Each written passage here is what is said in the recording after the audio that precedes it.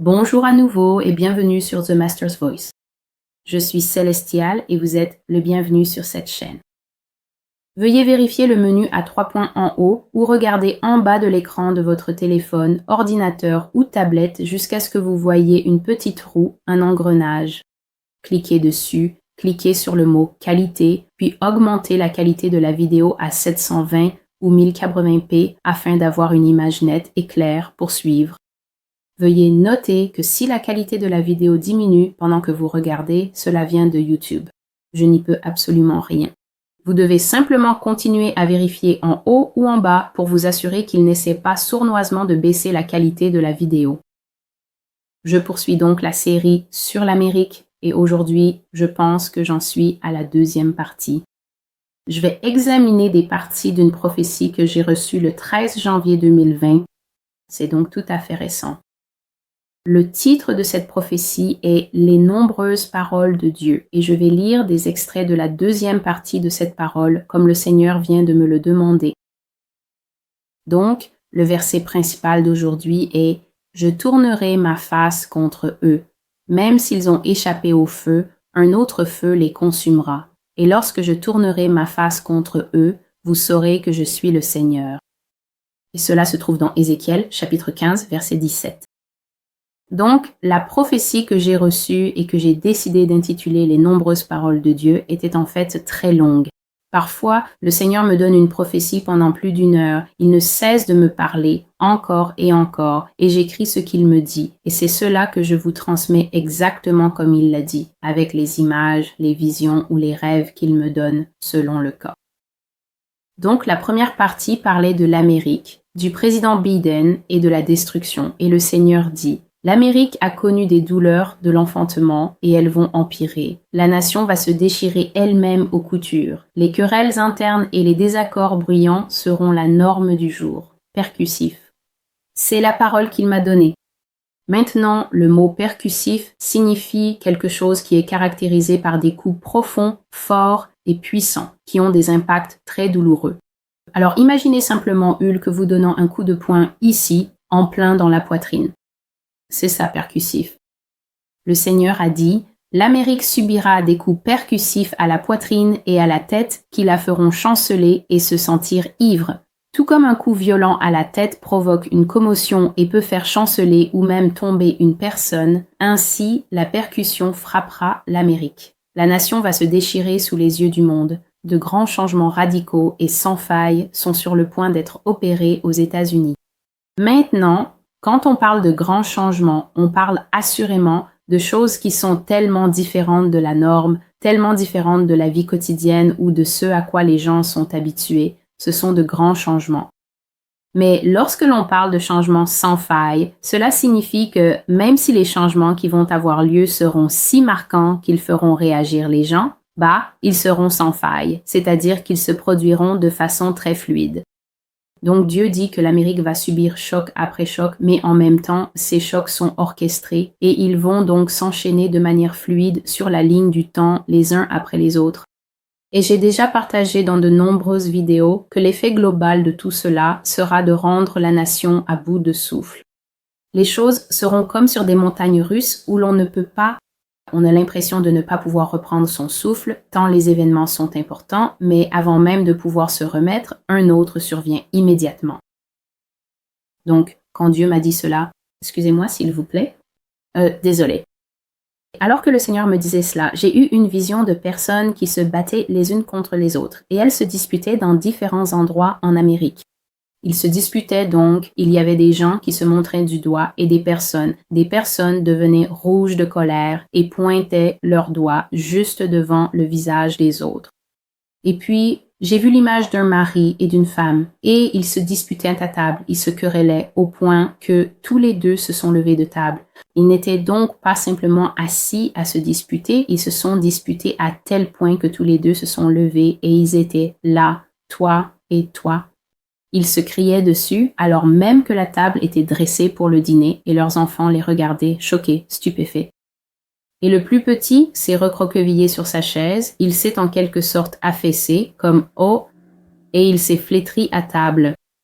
Et j'ai vu des gens se disputer dans les universités. Ils se disputaient dans les chambres du dortoir au point qu'un des colocataires allait au bureau principal pour demander à changer de chambre. Et j'ai entendu la voix dire « Je ne peux pas vivre avec une telle personne ». Voilà donc comment l'autre colocataire était décrit. Je ne peux pas vivre avec une telle personne. Et ces disputes étaient des disputes politiques entre les colocataires ou des disputes religieuses ou encore certaines portaient sur l'identité de genre, la sexualité et d'autres sujets de débat en Amérique, des choses qui divisent toujours la politique, l'avortement, ce genre de sujets. Les colocataires se rendaient compte qu'ils étaient incapables de partager le même espace. Et j'ai vu des disputes et des accusations même parmi les dirigeants de la nation et dans la société en général. Donc même parmi chaque homme, l'homme ordinaire dans la rue, toi et moi, les gens se disputaient. Et puis le Seigneur m'a montré une image comme une bouche. J'ai vu de nombreuses bouches apparaître dans la vision superposées aux personnes qui se disputaient, tu vois?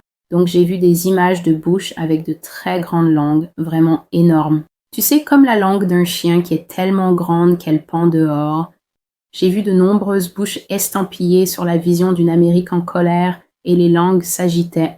Et plus les langues s'agitaient, plus la température en Amérique montait jusqu'au point d'ébullition. Et j'ai vu que les médias étaient comme un grand bidon de kérosène versé sur les débats et les disputes de l'Amérique. Ils alimentaient énormément les débats de la nation, son incompréhension et sa colère.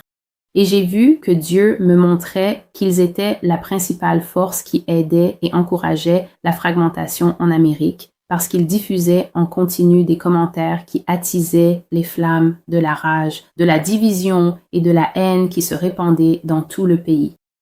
Alors j'ai vu les différents présentateurs de journaux, juste, ce soir sur ABC, ce soir sur CNN. Je les ai vus, comme le Seigneur l'a dit dans la prophétie, eux se succéder rapidement, la nation en plein tumulte. Je les ai vus à leur meilleur, et ils attisaient et alimentaient les flammes du fait que les Américains ne se comprenaient pas, qu'ils n'arrivaient pas à trouver un terrain d'entente sur les grandes questions qui affectaient et concernaient le pays. Et les médias ont provoqué une énorme fragmentation en Amérique, et l'Amérique a commencé à se fissurer. Et puis j'ai vu Dieu, j'ai vu le Seigneur Jésus-Christ, et il s'est tenu debout, et il a croisé, il a mis ses mains derrière son dos.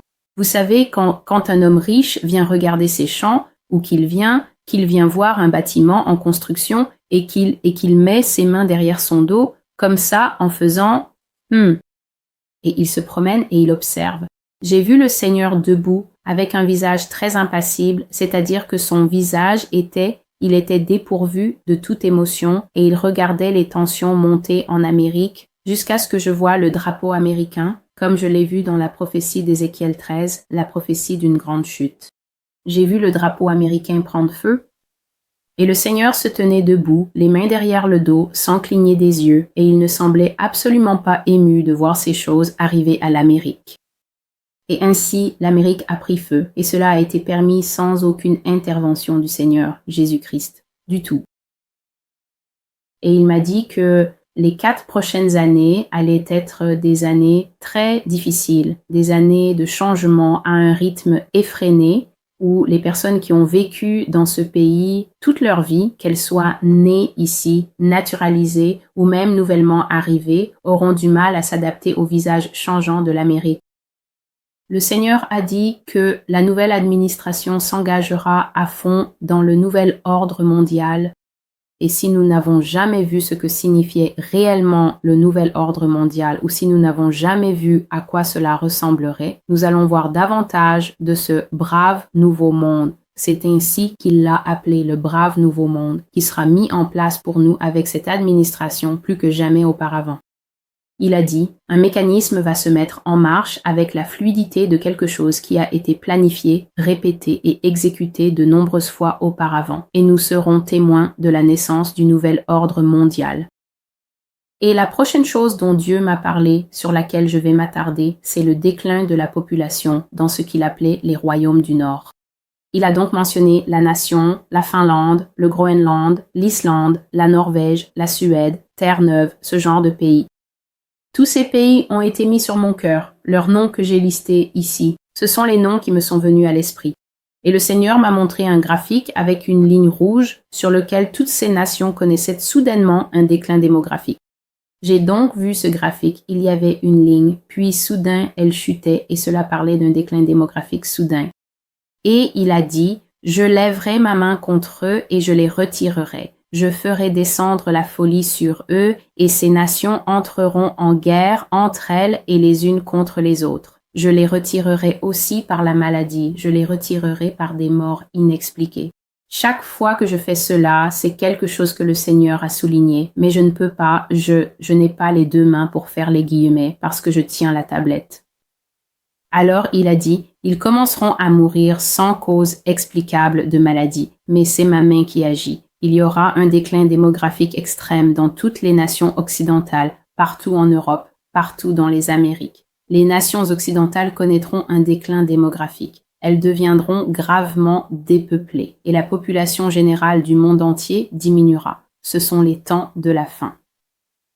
Et donc, j'ai vu des personnes âgées disparaître et j'ai vu ce nom que je sais venir des royaumes du Nord, la Suède, la Norvège, ces pays-là. C'est le nom Bjorn qui s'écrit B-J-O-R-N. J'ai vu ce nom, Bjorn, apparaître dans l'air, puis une gomme, un crayon avec une gomme au bout. Une gomme est venue et a effacé le nom Bjorn de l'existence. Et j'ai vu des personnes âgées disparaître rapidement, puis j'ai vu aussi de jeunes gens mourir juste après eux. J'ai vu que des gens tombaient malades sans raison détectable et qu'ils mouraient, que ce soit à cause d'une maladie que l'homme ne connaissait pas encore, quelque chose que nous n'avions pas encore découvert, ou quelque chose qui ne pouvait pas être détecté, ou bien qu'il s'agisse d'une maladie créée par l'homme, ou même d'une guerre biologique de haute technologie. J'ai simplement vu que les peuples des royaumes glacés du Nord étaient grandement réduits en nombre. J'ai aussi vu les gens dans ces régions. Laissez-moi nommer à nouveau les pays, la Finlande, le Groenland, l'Islande, la Norvège, Terre-Neuve, la Suède, le Danemark. Je les ai vus se livrer à des guerres très brutales entre eux, et cela m'a paru tellement étrange parce que, traditionnellement, nous savons que cette partie du monde est la plus paisible. Ils ne participent pas aux guerres internationales ni aux conflits internationaux. À ma connaissance, ils ne sont même pas connus pour envoyer des troupes.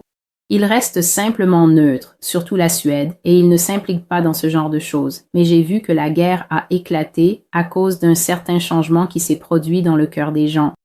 La guerre a éclaté, des guerres civiles, mais aussi des guerres internationales. Et j'ai vu que ces guerres étaient brutales, et la raison pour laquelle elles étaient brutales, c'est parce que ces gens sont très courageux.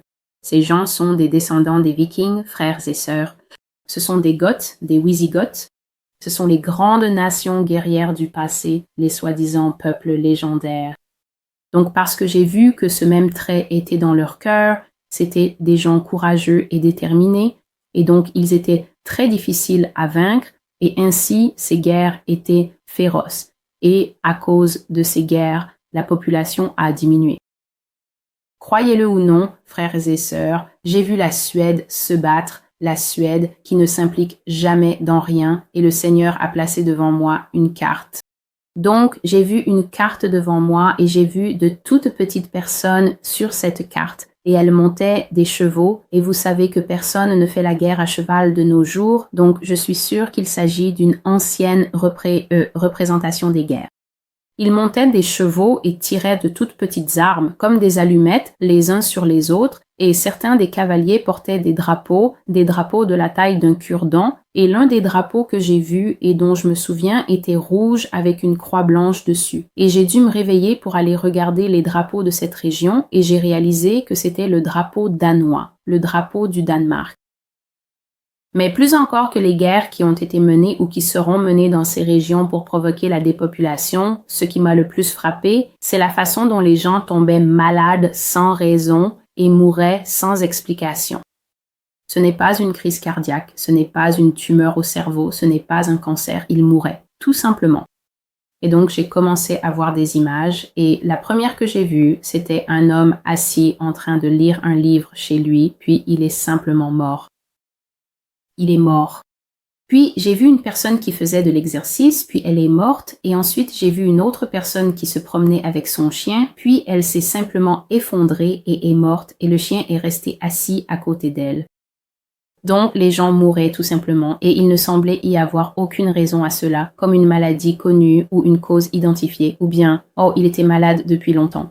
Il n'y avait rien de tout cela, et les médecins étaient déconcertés et ne savaient pas quoi dire. Alors ils écrivaient toujours cause naturelle. Mais c'est parce que les médecins et les coronaires n'avaient aucune idée de ce qui s'était passé et ne savaient pas quoi inscrire sur un certificat de décès.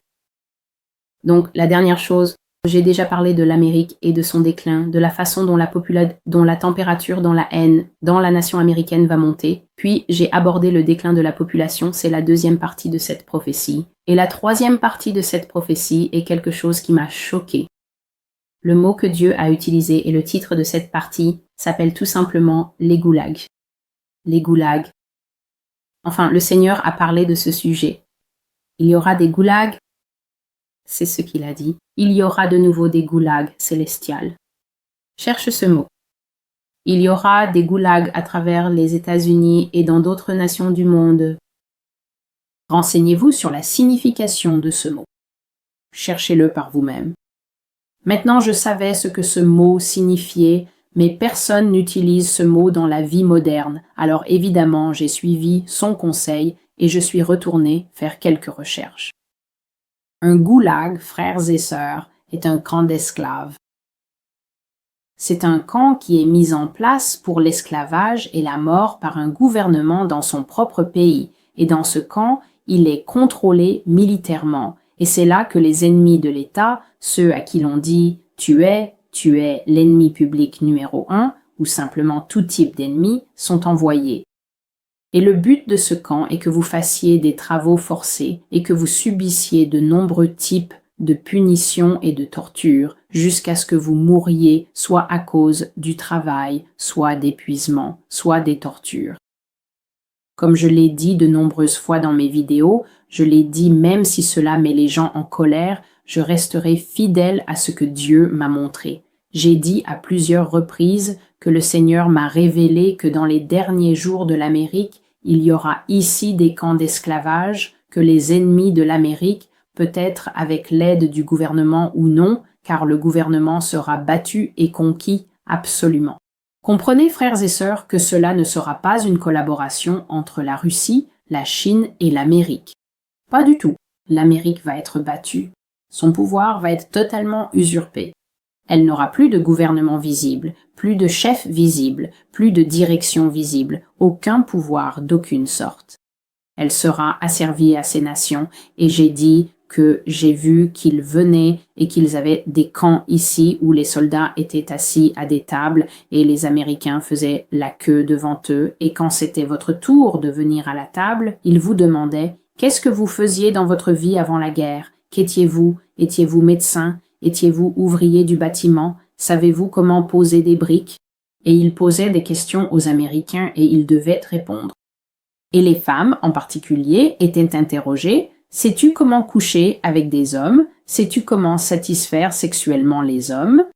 Je l'ai partagé à plusieurs reprises et je le répète, j'ai vu des familles qui étaient séparées. Les familles d'Amérique étaient séparées par sexe et par âge, les hommes avec les hommes, les femmes avec les femmes, puis par tranche d'âge. Donc les hommes adultes entre eux, les hommes âgés entre eux, les jeunes hommes entre eux, les adolescents, puis les petits garçons regroupés par tranche d'âge. C'était pareil pour les femmes. Et j'ai même vu, le Seigneur m'a montré, que ceux qui brouillent et franchissent les frontières de genre aujourd'hui, je m'adresse directement à la communauté LGBTQ.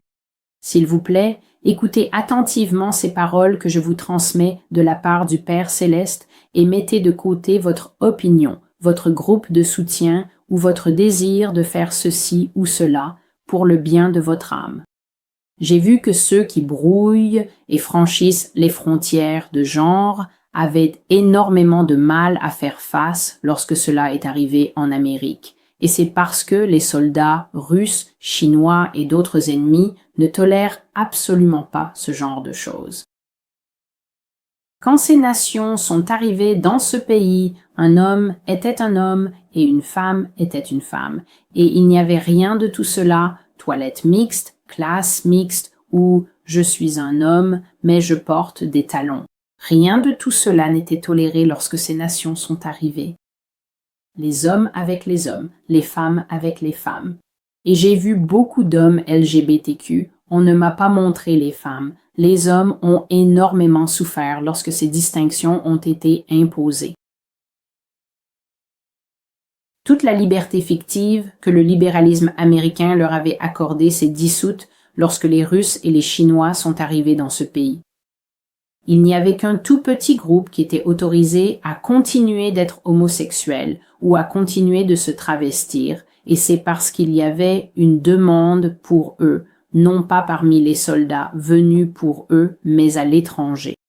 Ainsi, sur des marchés lointains, j'ai parlé du fait que l'Amérique subira ce qu'on appelle des maisons de chair, des marchés de chair. Elles seront installées ici et des hommes et des femmes seront forcés de fournir des services sexuels aux forces d'invasion.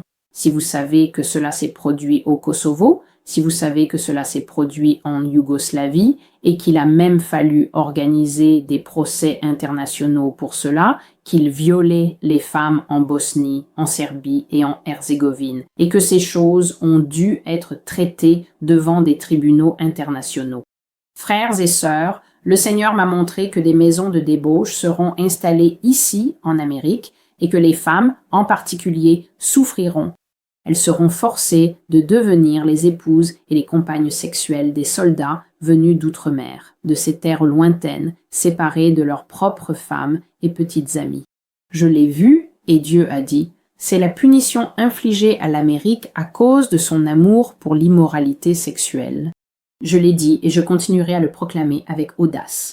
Peu importe qui se fâche ou qui me traite de menteur, cela m'est complètement égal.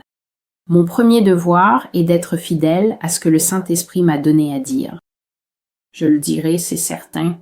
Dieu a dit, Amérique, tu es lubrique, tu es fasciné par la pornographie, tu es fasciné par la perversion. Tu fais des choses qui le giflent en plein visage. Tu provoques son esprit en allant à l'encontre de son ordre naturel, homme avec homme, femme avec femme, alors que Dieu a dit que son ordre est que la femme est pour l'homme et l'homme est pour la femme, et que cet acte particulier de sexualité ne doit être apprécié que dans le cadre du mariage. Dieu a dit que parce que l'Amérique aime être nue, il découvrira sa chair devant ceux devant qui elle ne souhaite absolument pas être nue, et cela sera une révélation pour tous. Dieu a dit qu'il y a une différence entre être vaincu au combat, mais lorsque tu es vaincu et dépouillé de tes vêtements par ton pire ennemi, tu ressentiras cette douleur et ce tourment pour ton péché jusque dans tes os. Ce sont ces mots exacts et je les ai répétés tout au long des séries sur la Russie et la Chine, et je les répète maintenant. J'ai même vu dans certaines visions que certains des captifs portaient des croix autour du cou, de faux, de fausses, de prétendus chrétiens charnels qui aimaient le monde, des gens qui ne voulaient pas écouter la parole de Dieu, des gens qui répétaient sans cesse « Dieu comprend, Dieu connaît mon cœur ». Le Seigneur a permis que le jugement s'abatte sur cette nation et ces personnes ont été prises avec tous les autres qui menaient une vie de fornication ou de perversion. Des maisons de la chair existeront ici. J'ai vu que même de jeunes filles et de jeunes garçons étaient envoyés à l'étranger vers les marchés de la chair lointains, et j'ai vu que seule une très petite proportion de ceux qui pratiquent des modes de vie LGBT étaient demandés à l'étranger sur le marché asiatique, car les Russes n'étaient pas très intéressés par tout ce commerce de la chair, ce trafic sexuel. J'ai vu que les Chinois en étaient les maîtres et qu'ils le géraient avec énormément de compétences. J'ai vu qu'ils avaient des opiacés, des drogues soigneusement dosées et qu'ils faisaient constamment injecter ces substances à leurs esclaves sexuels.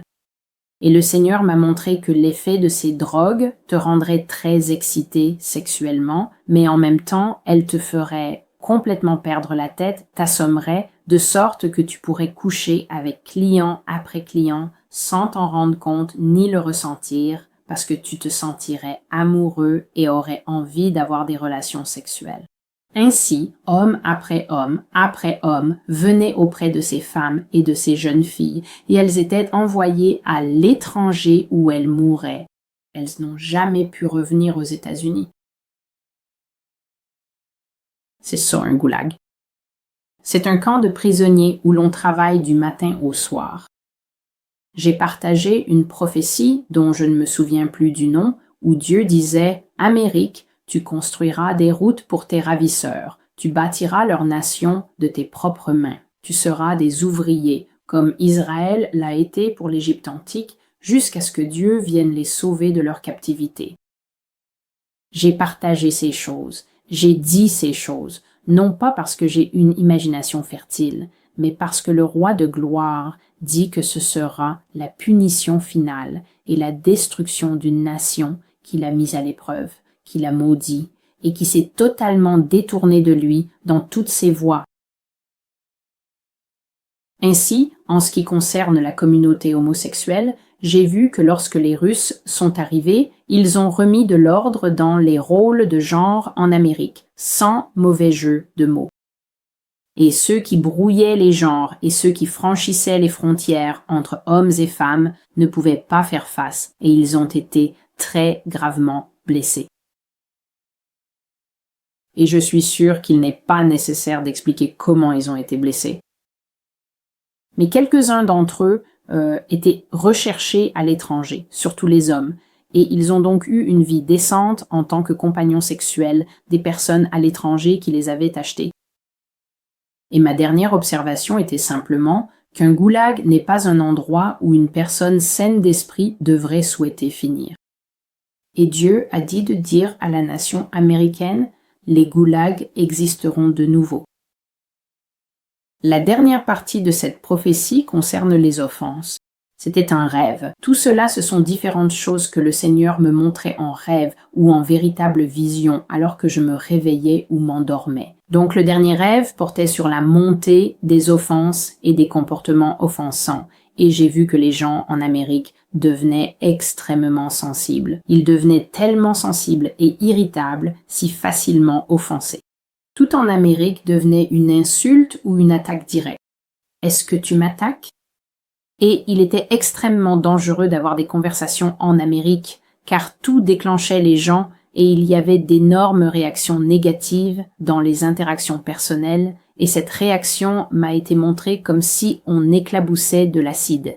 Les gens étaient tellement remplis de colère, de stress, de rage, que quoi que vous leur disiez, peu importe le ton employé, ou même si c'était la vérité, ils étaient déclenchés et il y avait un retour de bâton contre vous, l'orateur.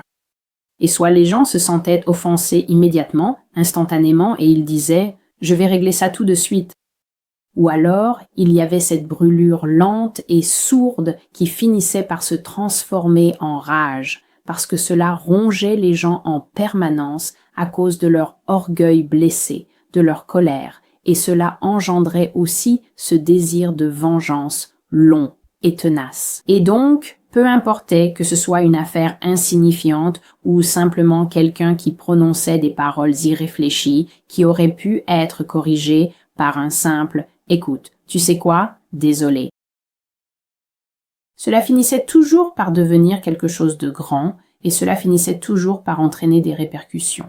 Donc je voyais sans cesse ce mot dans le rêve, répercussion, et aussi le mot retour de bâton, ces deux mots-là. Et donc, en conséquence, voici ce que j'ai vu dans la société. Les gens se promenaient en s'attendant à être offensés. Ils étaient toujours à l'affût de cela. Ils anticipaient sans cesse ce que j'ai vu être appelé manque de respect.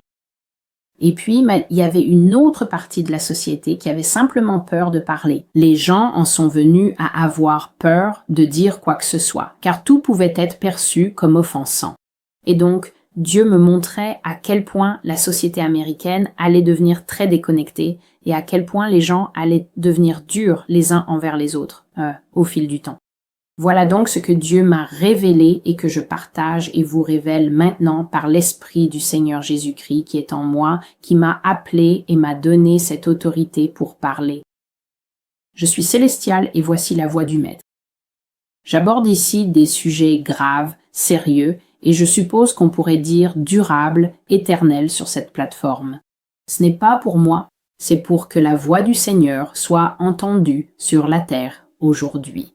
Alors que 10 personnes regardent cette vidéo ou 100, que vous la partagiez ou non, frères et sœurs, sachez simplement que tant que le Seigneur me donnera le souffle de vie et tant que ma chaîne sera en ligne, je serai ici pour dire de bonne foi ce que Dieu m'a montré concernant ce que les temps à venir et même ceux que nous vivons actuellement contiendront pour nous.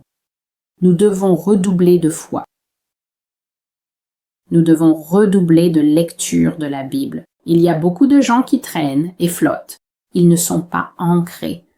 Ils ne prennent même pas le temps de s'intéresser à la parole de Dieu, à la prière, au jeûne, à rien du tout. Et donc, c'est notre responsabilité à chacun de fortifier ce qui est faible dans notre foi. C'est une toute nouvelle année, c'est le premier mois de l'année, et il y a encore du travail à faire dans ce royaume. Alors que chacun prenne cela à cœur, et merci d'être avec la chaîne. Que Dieu vous bénisse et au revoir.